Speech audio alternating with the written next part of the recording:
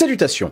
Apple a présenté pas mal de choses très intéressantes lors de sa conférence destinée aux développeurs annuelle, la WWDC, cette fois l'édition 2024. Enfin, il s'agit surtout de la conférence d'ouverture parce que le gros morceau, eh bien, il arrive pendant la semaine qui suit cette conférence d'ouverture. Là, c'est vraiment pour dévoiler le gros des nouveautés, mais on a toujours plus de détails par la suite. D'ailleurs, si vous voulez suivre ces petits détails, je vous conseille de me suivre sur Twitter, sur X. Je partagerai certains petits trucs que je verrai par-ci par-là. Bref, j'ai eu le temps de me reposer. J'aime bien ne pas trop tracer pour faire ce contenu, pour faire cette vidéo post-WWDC.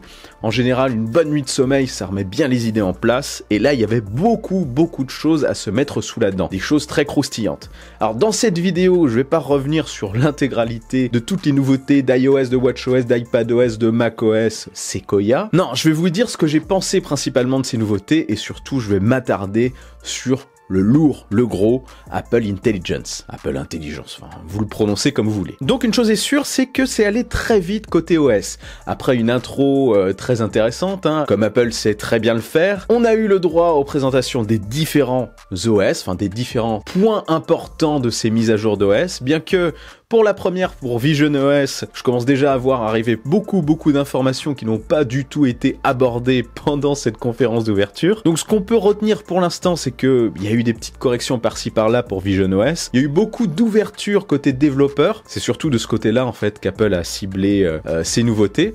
L'accès notamment aux caméras, plus d'accès en fait global, ce qui va permettre aux développeurs de créer des apps plus approfondi, on va dire. On remarque aussi quand même que cet OS est en cours d'évolution. Apple ne s'est pas beaucoup attardé dessus, même s'ils ont présenté des choses intéressantes comme la possibilité d'afficher un écran de Mac en énorme, en panoramique, par exemple, et aussi des nouvelles façons de naviguer dans l'interface, notamment un pincé comme ça qui rappelle fortement celui qu'on a sur le MetaQuest 3 dans la navigation, mais il y a aussi d'autres mouvements qui sont très sympas, ça a l'air d'être très fluide. Ce que j'ai vu aussi par la suite, c'est que la latence a énormément diminué lors des mouvements, donc ça c'est plutôt pas mal. Mais bref, on voit que cet OS évolue un petit peu en parallèle du reste, comme ce que fait Meta de son côté. C'est vraiment quelque chose qui va subir des mises à jour continues parce qu'on est dans une course de ce côté-là. On est vraiment dans une course. Pour les autres, ils sont un petit peu plus posés, on va dire. On a appris aussi que le 12 juillet arriverait le Vision Pro en France, donc ça c'est plutôt cool aussi. Ça va être déployé un peu partout. 3 999 €. En conversion, on tapait plus sur du 4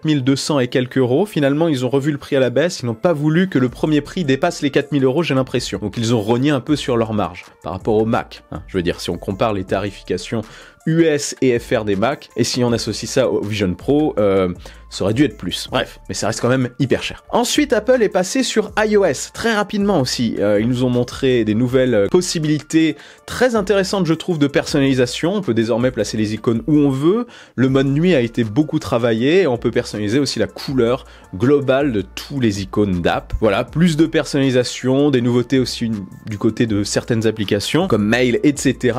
Mais on a senti que c'était assez court. Sur le moment, lors de la conférence, j'ai trouvé ça intéressant, c'est bien, toujours plus de personnalisation.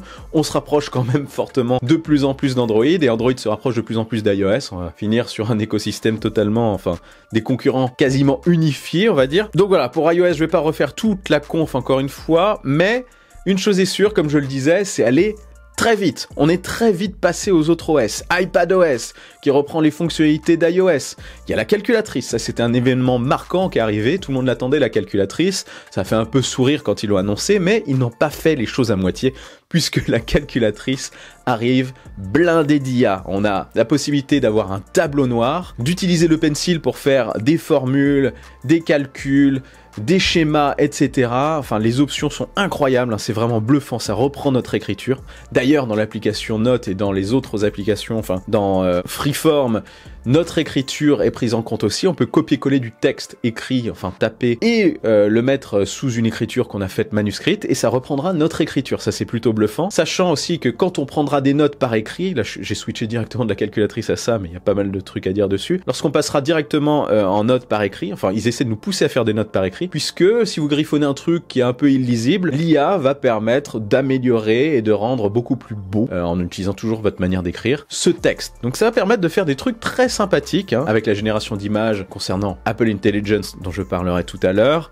on peut avoir des notes très sympas, oui. Ça c'est cool aussi pour les étudiants. Donc voilà, iPadOS, paf, ça a été expédié. On est passé à WatchOS qui a été hyper expédié, pas beaucoup de nouveautés, des petits redesigns, une nouvelle partie santé améliorée. On a switché ensuite directement sur macOS qui s'appelle macOS Sequoia, qui a eu le droit à pas mal d'améliorations comme le redimensionnage de fenêtres facile, le fait de pouvoir mettre en miroir l'iPhone et de le contrôler directement depuis le Mac. Là c'était peut-être l'annonce la plus importante sur Mac. Ça c'est très sympa, c'est quelque chose que je vais prendre plaisir à utiliser je pense. Quand je suis en plein montage par exemple et que je veux avoir accès à mon iPhone qui est en charge en mode dock, je pourrais quand même, sans toucher l'iPhone, avoir accès à l'intégralité de mon iPhone via cette fonctionnalité et je trouve ça absolument génial. Plein d'autres choses, je vais pas encore une fois tout lister ici, je vais mettre les liens vers les nouveautés dans la description, hein, directement vers le site d'Apple, vous pourrez aller piocher, c'est pas le but de cette vidéo.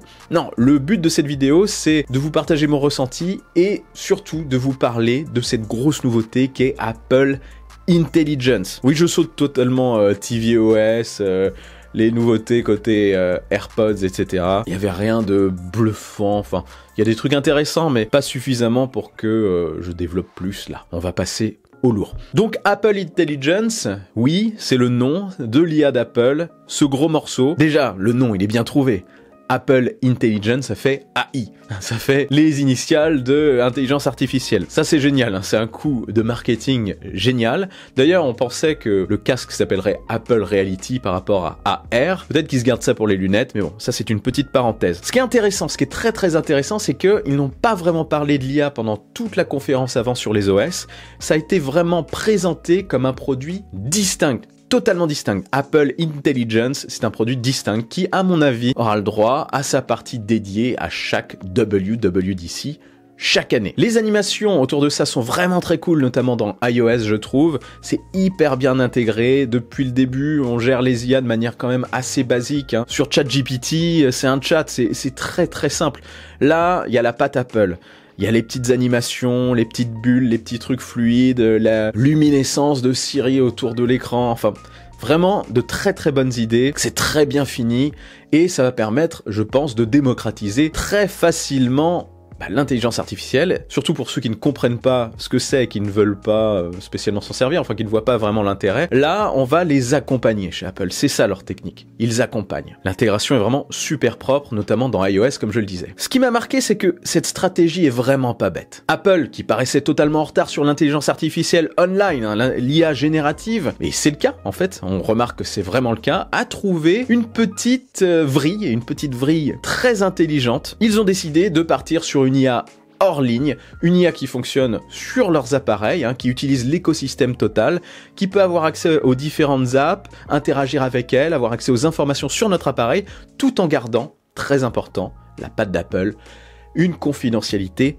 totale. Les données restent cryptées. Tout reste sur l'iPhone et sur les autres appareils. C'est vraiment sur ça qu'ils ont insisté. Aujourd'hui, où les IA génératives puissent des informations un petit peu partout, on ne sait pas trop en fait où partent nos infos, hein, clairement.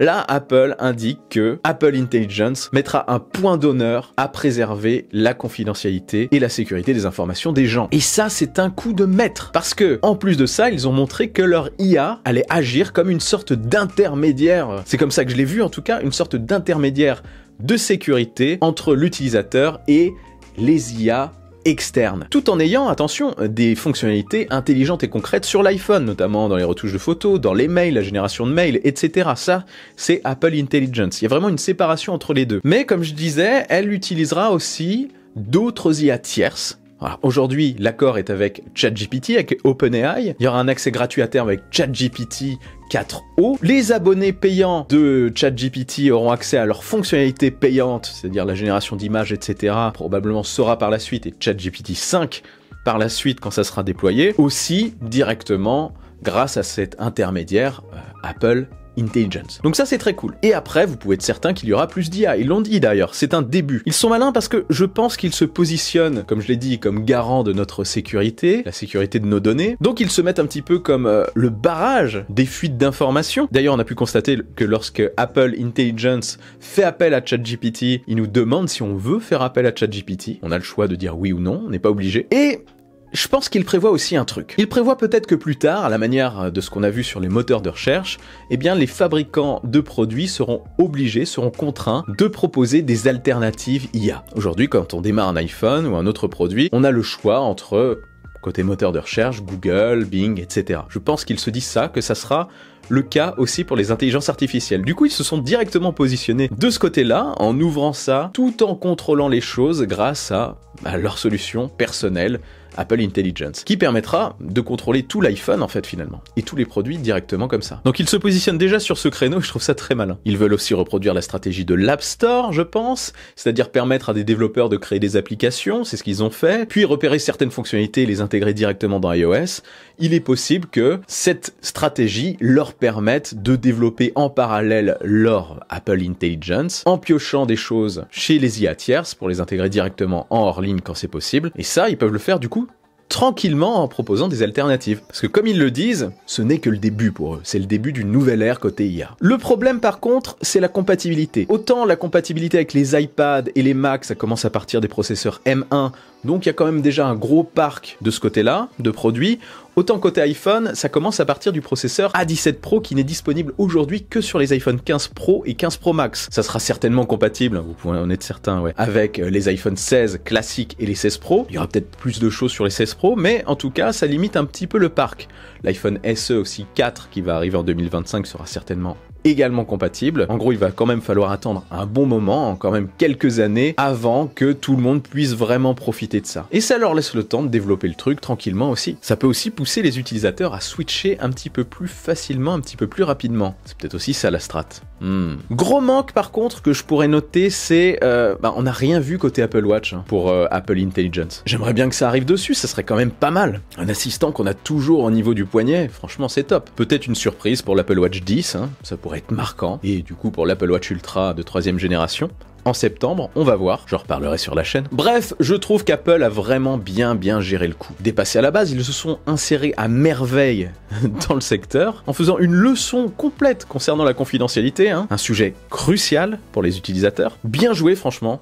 Vraiment bien joué pour ça. Et une IA intermédiaire, il fallait y penser. Leur force a toujours été l'écosystème, et là il va grossir de plus en plus en termes de compatibilité avec cette IA, et ça va permettre de rendre accessible progressivement cette technologie au plus grand nombre. Ça va permettre de démocratiser progressivement ça, oui. Et je trouve ça très cool. J'attends aussi d'autres produits prochainement destinés à l'IA côté Apple, notamment des lunettes IA, comme ce qu'a fait Meta récemment, peut-être avec un petit affichage AR, on va voir, enfin très basique dans un premier temps, avec des caméras dessus, une IA générative qui permet d'analyser ce qu'on voit notamment, peut-être aussi directement via les AirPods, pourquoi pas? Enfin, on va voir ça. On s'ennuie clairement pas en ce moment côté tech, surtout côté intelligence artificielle et réalité augmentée qui sont, si vous me suivez depuis un moment, mes deux sujets de prédilection. Donc je suis aux anges. Bref, dites-moi ce que vous avez pensé de cette conférence. Dites-moi ce que vous avez pensé de ces annonces. Est-ce que vous êtes satisfait? Vous êtes peut-être un petit peu déçu que ça soit pas spécialement compatible avec vos appareils actuels. Est-ce que ça peut vous pousser à changer aussi? Dites-moi ça en dessous, ça m'intéresse. N'oubliez pas le bon pouce en l'air qui claque, l'abonnement de force. Je suis aussi sur les réseaux sociaux. Vive la technologie, vive le futur. Et rêvez les amis.